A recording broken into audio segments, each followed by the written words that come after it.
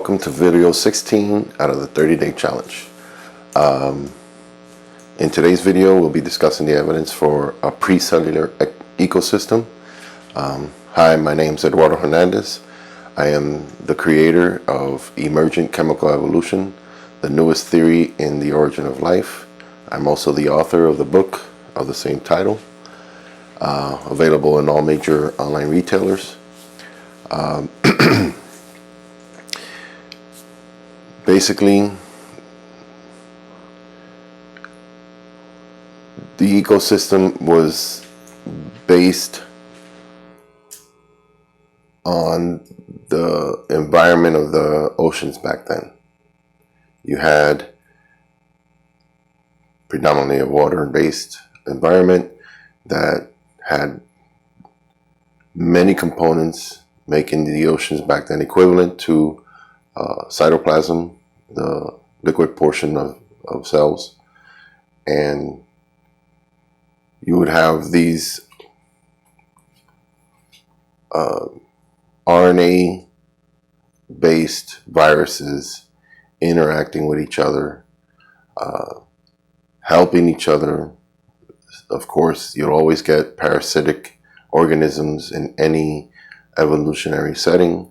So you would have the problem of viruses attacking other viruses, which I think would have been one of the most detrimental and beneficial characteristics of life that would have evolved from this viral stage in life. I like to call the indestructible period of life, because protein coats are so robust that even today we have a hard time destroying viruses, because once they're in their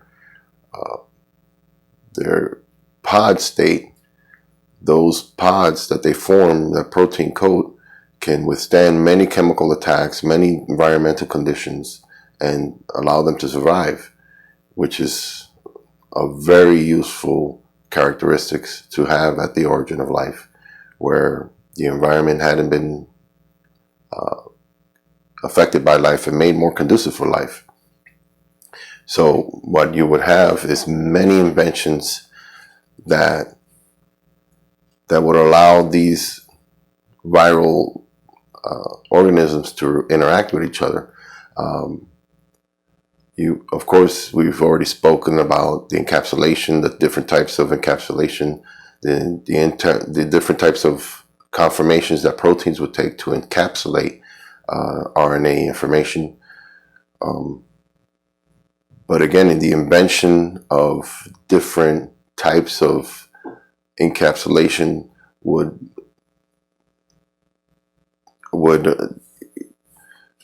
allow for further evolution, for further complexity in those encapsulations to take place, and further different types of mechanisms to replicate that RNA. I'm particularly thinking of T4 bacteriophages. They're viruses that affect bacteria. You have T4, which is a very particular type of virus that looks like a spaceship. It has a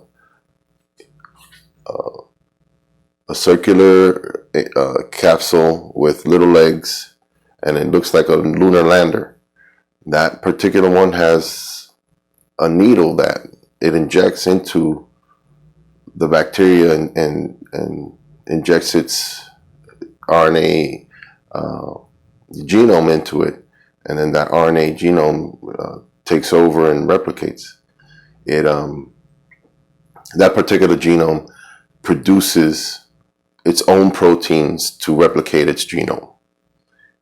That it has strips of RNA that the bacteria itself, with the bacteria's mechanism of protein replication production, would take strips, produce proteins that would then take the genome of the bacteriophage and replicate it.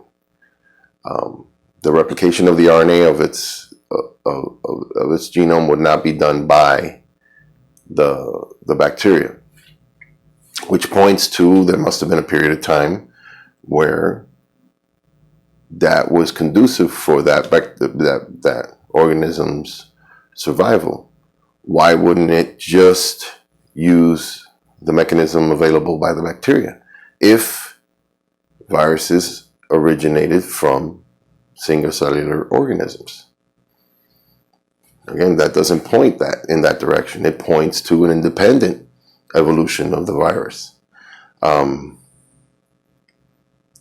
Again, another thing that points to an independent environment for viral origin, and which is also evidence for an ecosystem that was precellular, is satellite viruses. Satellite viruses cannot replicate unless a certain other virus is present in that organism. The virus will infect the bacteria, the satellite virus, but it will be unable to replicate until another virus enters that organism and starts to replicate itself. Then that virus's genome would utilize the proteins that the second virus creates in that bacteria or cell, and then that other satellite virus would start to replicate. How did a system like that evolve if it wasn't that those components for that satellite virus to originate existed? So again, it's a much simpler solution. It's a much it solves a lot of different viral problems that other origin of virus theories cannot explain, and again, it points to a pre-cellular conducive environment for viruses to evolve. Again, some of the evidence of virologists, their theories was that viruses became independent from cells, evolved at an accelerated rate, and created different forms of RNA replication, and hence eventually evolved DNA. They invented DNA replication, encoding, translation of RNA into DNA, and then once they invented that those viruses that are DNA viruses returned and infected the initial RNA cells, and that once those cells were infected with DNA, that's how DNA got introduced into cellular life.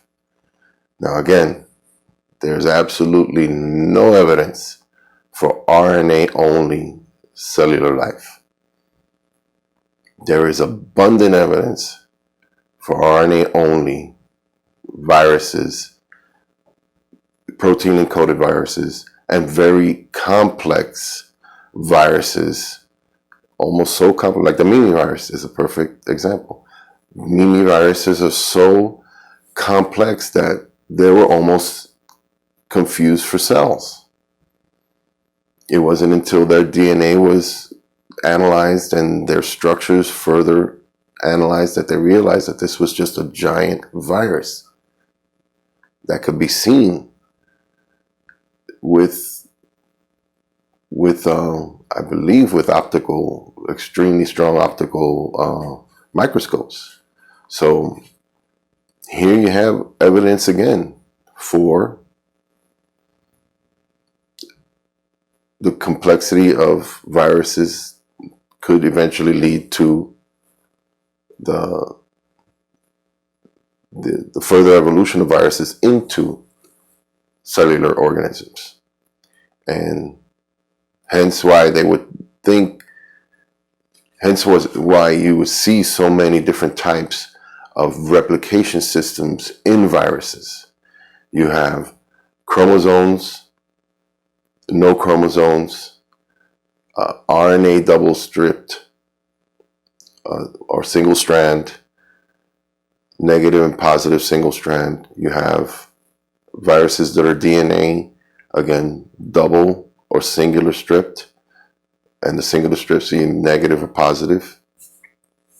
So you have this hodgepodge of different replicating systems that would be present if viruses came first, and then DNA being such a robust molecule to store and to further elongate the genome, that's how cells were able to evolve. Because if you don't have, RNA is unable to maintain such a long and extensive genome as those available for cellular life. DNA is like an upgraded storage system compared to RNA. And the exponential replication and evolution of viruses could have easily led to that upgrade into DNA, and then further evolving viruses to eventually jump from viruses into cellular life. So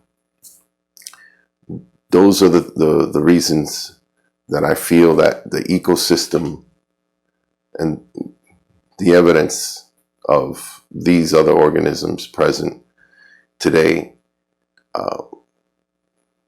shows that a precellular ecosystem is a much simpler solution for for the existence of those types of organisms and replication systems within those viral organisms and their interactions with cellular life.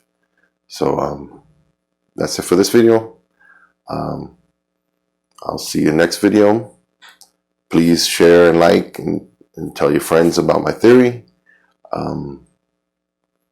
If you like, I have t-shirts, so you can spread the word about my theory, and everything's available in the description below. Thank you very much. See you next time.